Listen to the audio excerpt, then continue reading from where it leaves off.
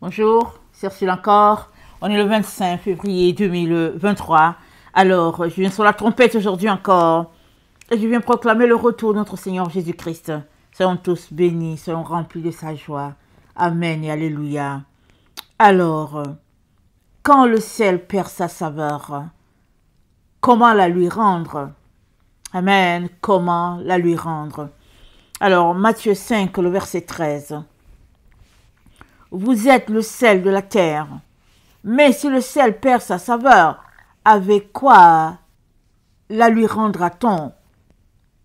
Il ne sert plus qu'à être jeté dehors et foulé aux pieds par les hommes. Vous êtes la lumière du monde. Une ville située sur une montagne ne peut être cachée. Et l'on n'allume pas une lampe pour la mettre sous le boisseau, mais on la met sur le chandelier, et elle éclaire tous ceux qui sont dans la maison. Que votre lumière luise ainsi devant les hommes, afin qu'ils voient vos bonnes œuvres et qu'ils glorifient votre Père qui est dans les cieux. Amen. On est dans les temps de la fin, on le sait. On est dans les temps d'intense noirceur, ténèbres, amen. Et on est aussi dans le temps de grands combats. Si bien qu'il y a beaucoup qui perdent l'entrain, la foi et le zèle pour le Seigneur. C'est-à-dire, les activités démoniaques sont telles que les gens sont tiraillés par-ci, par-là, ils se refroidissent. Mais notre Seigneur Jésus-Christ nous dit, au verset 16, que votre lumière luise ainsi devant les hommes, afin qu'ils voient vos bonnes œuvres et qu'ils glorifient votre Père qui est dans les cieux. Alors, notre lumière doit luire devant les hommes. Pas cachée dans notre trou, là, mais devant les hommes. Ça veut dire que nous sommes appelés à être un témoignage devant tout le monde. Et c'est là, souvent, n'est-ce pas, le défi. Parce que les enfants de Dieu étant persécutés, plusieurs vont chercher à laisser tout simplement, à laisser le témoignage, n'est-ce pas? Parce qu'ils ne veulent pas être persécutés. Mais la persécution, ça fait partie de ce qui accompagne l'enfant de Dieu. Si on se rappelle bien, hein, les premiers chrétiens ils étaient persécutés, tellement persécutés. Et en allant, ils faisaient des disciples dans leur persécution. Alors, on ne peut pas s'arrêter de prêcher la parole de Dieu parce qu'on ne veut pas que les autres sachent qu'on est chrétien, par exemple. Donc, on est appelé par notre Dieu, à faire luire notre lumière. Notre lumière est appelée à luire dans les ténèbres. Ça veut dire que nous sommes appelés à parler. On doit continuer à parler, on doit continuer à proclamer la vérité. Peu importe comment le camp adverse agit, on est appelé à proclamer la vérité parce que le camp adverse est aussi appelé à proclamer le mensonge, n'est-ce pas? Parce que Satan, c'est le prince de l'air et Satan, la Bible dit, il parle de son propre fond. Alors, il débite des paroles, mais ça vient de son propre fond. Et il est le père du mensonge. Alors, dans Apocalypse 12, nous sommes informés que les enfants de la femme, amen, le verset 11, ils l'ont vaincu à cause du sang de l'agneau et à cause de la parole de leur témoignage. Ils n'ont pas aimé leur vie jusqu'à craindre la mort. Alors, ils l'ont vaincu à cause du sang de l'agneau et à cause de la parole de leur témoignage. C'est ça. Ils l'ont vaincu.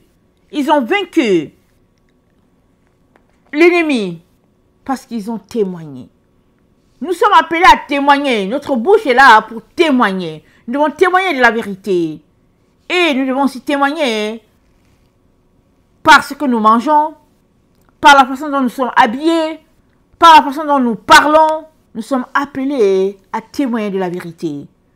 on ne peut pas fermer la bouche. On ne peut pas s'empêcher de proclamer ce qui est. Parce que c'est à ça que nous sommes appelés.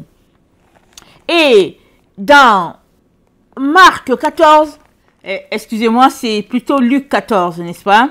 Luc 14, le verset 33. Ainsi donc, quiconque d'entre vous ne renonce pas à tout ce qu'il possède ne peut être mon disciple.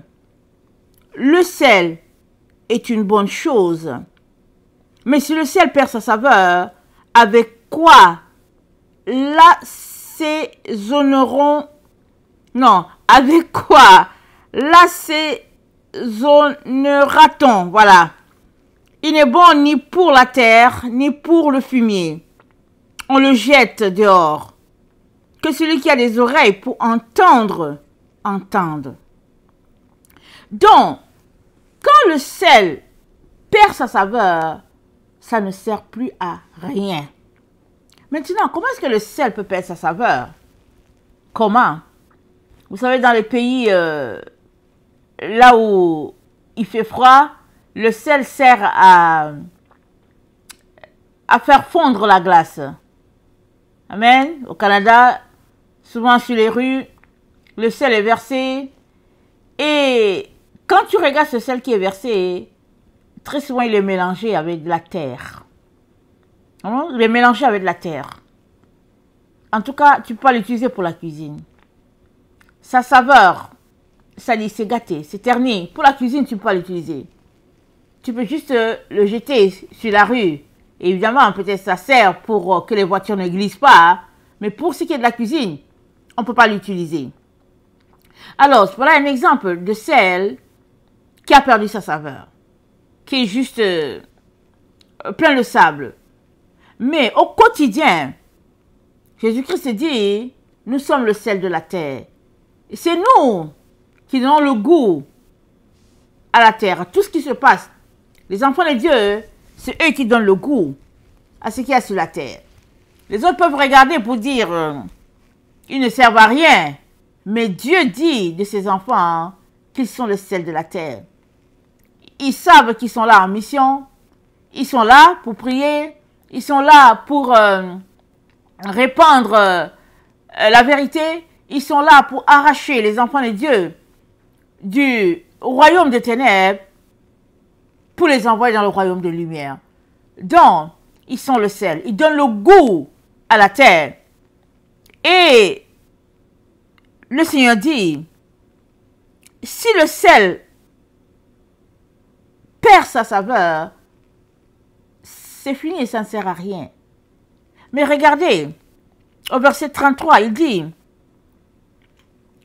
quiconque d'entre vous ne renonce pas à tout ce qu'il possède, il ne peut pas être mon disciple. Donc, le fait de ne pas renoncer à tout fait que nous perdons notre saveur. Nous perdons notre entrain. Pour le Seigneur, nous perdons notre zèle. Jésus-Christ, il veut notre 100%. Il ne veut pas 95%, il ne veut pas 99%, il veut notre 100%. Parce que le 1% là que tu gardes là, c'est ce 1% là qui va te perdre. C'est le 100% que Jésus-Christ veut. Et si tu donnes le 100%, alors tu es savoureux.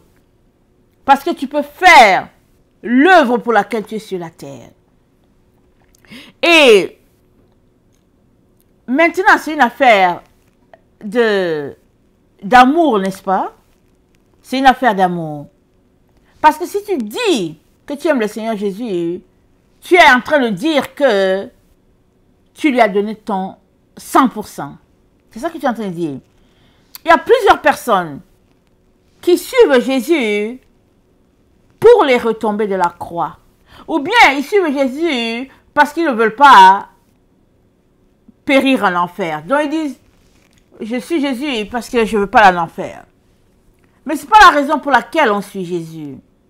On suit Jésus parce qu'on l'aime. Et l'amour, c'est un choix. C'est un choix. Alors, Hollywood présente l'amour comme des émotions, les coups de foudre.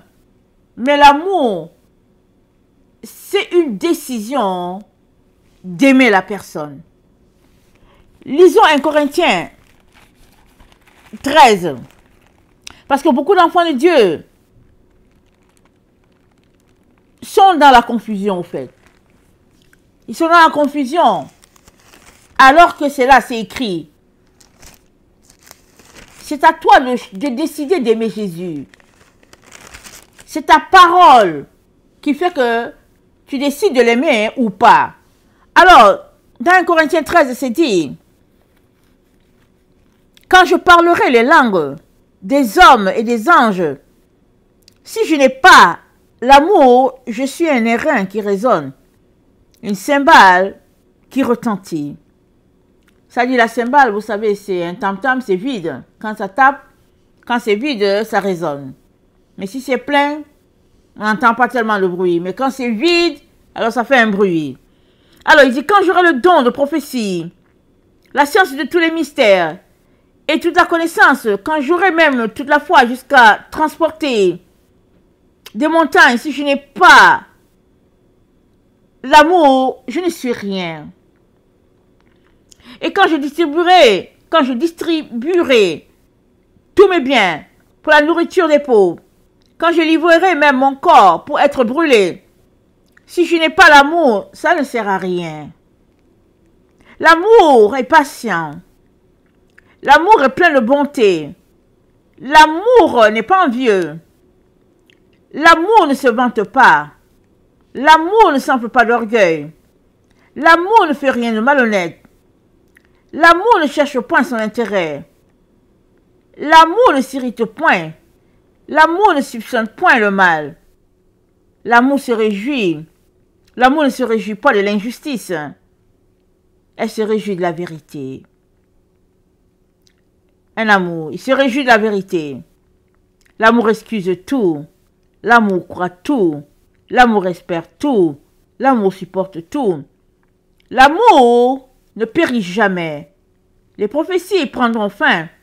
Les langues cesseront. La connaissance disparaîtra. Car nous connaissons en partie. Nous prophétisons en partie. Mais quand ce qui est parfait sera venu, ce qui est partiel disparaîtra. Alors, l'amour, c'est un choix. Parce que quand on regarde ici, c'est dit quoi? C'est dit que l'amour ne cherche pas son intérêt. L'amour ne se réjouit pas de l'injustice. C'est toi qui décides de te réjouir d'une situation injuste ou bien non, tu laisses tout simplement à Dieu. C'est un choix. C'est une façon de faire les choses. Et ainsi, tu vas dire, tu aimes la personne ou tu ne l'aimes pas. Parce que tout se passe au niveau de la vérité. Parce que c'est dit, au verset 6, l'amour se réjouit de la vérité. Et la vérité que tu peux apporter dans cette situation, c'est de regarder en ton cœur pour voir, est-ce que tu aimes vraiment Jésus ou bien est-ce que tu ne l'aimes pas? Maintenant, si tu ne l'aimes pas, est-ce que tu veux l'aimer à 100%? Dis-le à Jésus, il va t'aider. Dis-lui, Jésus, moi j'aimerais t'aider, j'aimerais t'aimer. Je n'arrive pas, il va t'aider. Mais ne joue pas à la personne qui veut le tromper, lui disant que tu l'aimes, mais dans le fond tu ne l'aimes pas, tu es juste là pour tes intérêts. Et ici, Paul nous dit, c'est pas de l'amour. Quand tu es là pour tes intérêts, c'est pas de l'amour. Dans le fond, tu n'aimes pas l'autre, tu viens juste tirer de l'autre quelque chose que tu veux. Et ça, ce n'est plus de l'amour. Et c'est convoité, et ça ouvre la porte à beaucoup de choses qui ne sont pas bonnes. Alors, notre attitude fait que nous sommes le sel de la terre ou nous le perdons. Et l'amour, c'est ce qui donne l'entrain, n'est-ce pas, à ce que nous continuons d'être le sel. Parce que si tu dis que tu es avec Jésus, mais que finalement, pour X raisons, tu t'es refroidi, alors ça ne sert plus à rien ta présence. Ça ne sert plus à rien. Or, le Seigneur veut que tu continues jusqu'à accomplir ta destinée. La raison pour laquelle tu es sur la terre, il veut ça. Donc, c'est à toi d'ajuster ce qui est à ajuster. Amen. Dans Ecclésiaste 2, voilà ce que le roi Salomon, il dit. Excusez-moi, je vais le lire. Ecclésiaste 2, voilà ce qui est dit.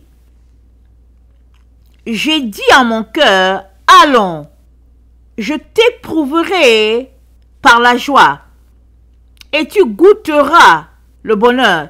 Et voici, c'est encore là une vanité. J'ai dit du rire insensé et de la joie, à quoi sert-elle? Je résolus en mon cœur de livrer ma chair au vin, tandis que mon cœur me conduirait avec sagesse, et de m'attacher à la folie jusqu'à ce que je visse ce qui est bon pour les fils de l'homme de faire sous les cieux pendant le nombre des jours de leur vie. Alors je vais m'arrêter là. Il dit, j'ai dit à mon cœur, allons, je t'éprouverai. Il a éprouvé son cœur. Nous avons tous besoin d'éprouver notre cœur pour savoir qu'est-ce qu'il vaut. Quel est le pourcentage de son amour? Ça dit, il est important que toi-même, tu puisses t'éprouver, te juger et donner les points nécessaires à ta propre personne afin que les choses puissent être ajustées. Parce que si tu ne le fais pas, un jour vient où c'est Dieu qui va t'éprouver. Parce que le temps sera venu pour toi d'être éprouvé. Mais pendant que tu es en train de marcher avec le Seigneur, il est important qu'à tous les jours, tu puisses éprouver ton cœur, évaluer la distance que tu es en train de parcourir et noter ce qui a changé. Allez devant Dieu pour qu'il t'aide et Dieu t'aidera. Dans Siracide 4, Siracide c'est un livre qu'on trouve dans la Bible Taube, n'est-ce pas? On ne l'a pas dans le Louis II. Mais dans Siracide 4, voilà ce qui est dit. Au verset 20, c'est dit, observe les circonstances et garde-toi du mal. N'aie pas honte de toi-même, car il y a une honte qui conduit au péché, une autre qui est gloire et grâce. Ne te fais pas mauvais visage à toi-même. N'aie pas honte au point de tomber. Ne t'interdis pas de parler quand il le faut. Au discours, on reconnaît la sagesse. L'instruction aux paroles de la langue n'argue pas contre la vérité. Sois confus de ton ignorance. N'aie pas honte d'avouer tes péchés.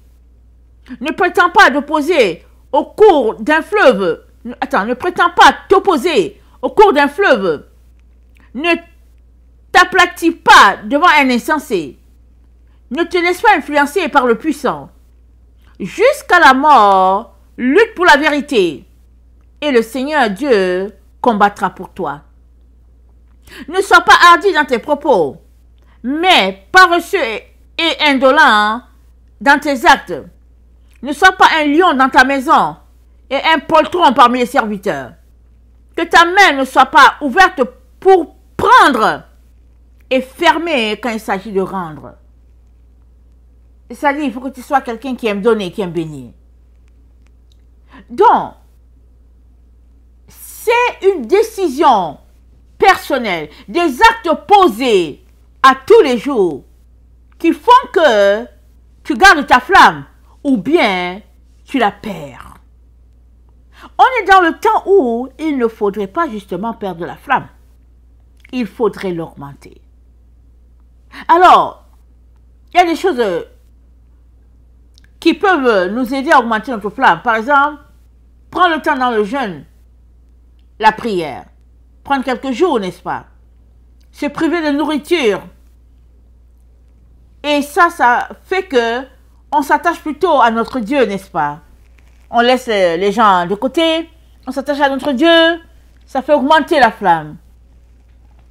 Et on peut prendre le temps pour lire la parole de Dieu, prendre le temps pour prier plus, prendre le temps pour rester silencieux, amen, devant le Seigneur, prendre juste le temps vraiment tranquille.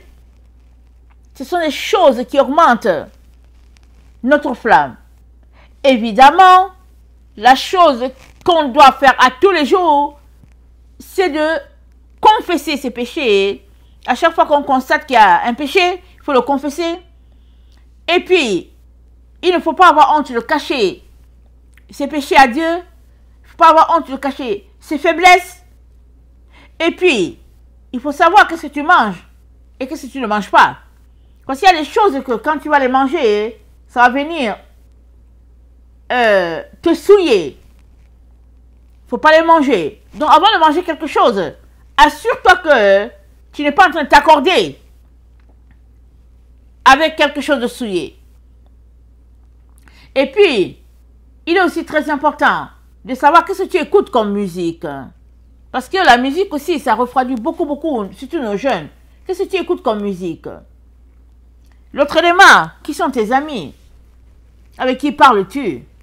Que fais-tu avec eux? Il est important de vérifier toutes ces affaires-là. Parce que la Bible dit, heureux celui qui ne marche pas, qui ne s'arrête pas et qui ne s'assoit pas. Le psaume 1. Tu es heureux si tu ne te retrouves pas dans des relations qui vont plutôt t'éloigner de Dieu. Toutes ces choses-là sont ce qu'on appelle des check-ins que tu fais toi-même à tous les jours. C'est à tous les jours afin de garder la flamme. Et puis maintenant, si Dieu t'a demandé de faire quelque chose, fais-le. Si tu ne l'as pas fait ou bien tu ne veux pas le faire, il n'y a plus de raison pour que le Saint-Esprit continue de te parler. Parce que le Saint-Esprit te parle. Parce qu'il veut que tu changes. La sagesse divine te parle. Parce qu'elle veut t'amener plus loin. Maintenant, si elle te parle, ou bien si le Saint-Esprit te donne des directives et puis que tu ne les fais pas, pourquoi va-t-il encore t'en donner? Parce que tu viens de mépriser celui-là qui t'a créé. Et tout s'arrête là, finalement.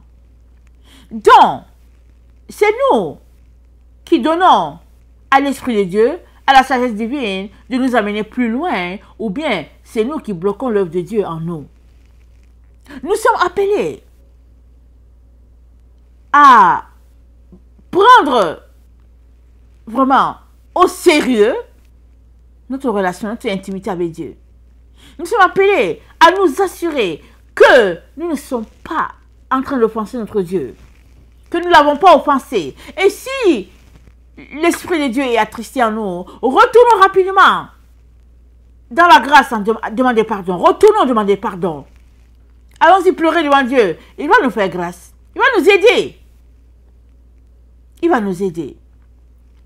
Mais on ne doit pas tout simplement laisser aller les choses comme ça. Parce qu'en laissant, en négligeant, la saveur du ciel s'en va. Et finalement, on est refroidi. Alors, je terminerai en lisant Jérémie 8. Excusez-moi. Le verset 4. Jérémie 8, le verset 4.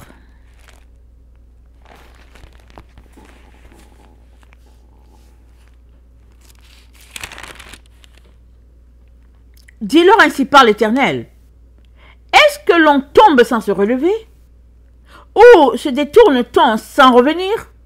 Pourquoi donc ce peuple de Jérusalem s'abandonne-t-il à des perpétuels égarements? Il persiste dans la tromperie, il refuse de se convertir. Je suis attentif et j'écoute. Il ne parle pas comme il devrait, aucun ne se répand de sa méchanceté et ne dit qu'ai-je fait.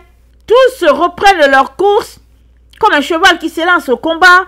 Même la cigogne connaît dans les cieux sa maison, sa saison.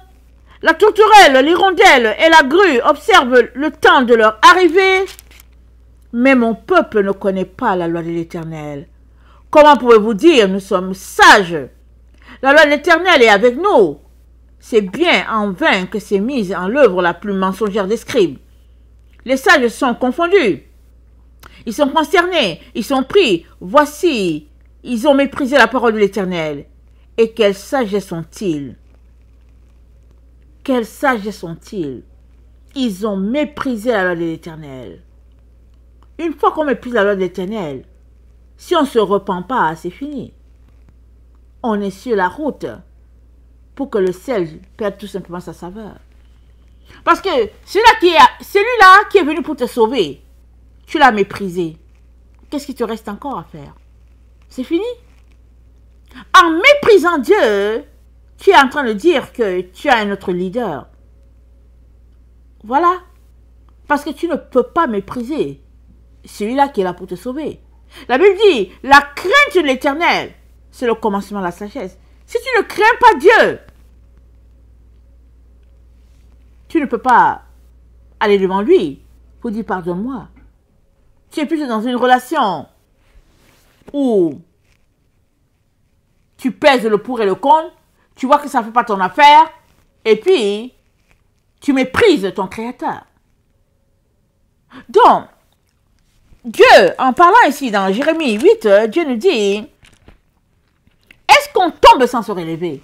Tout le monde peut tomber. Il n'y a pas des gens, il n'y a pas de... Ok, il n'y a personne qui n'a pas encore péché, c'est pas possible. Donc, tout le monde tombe.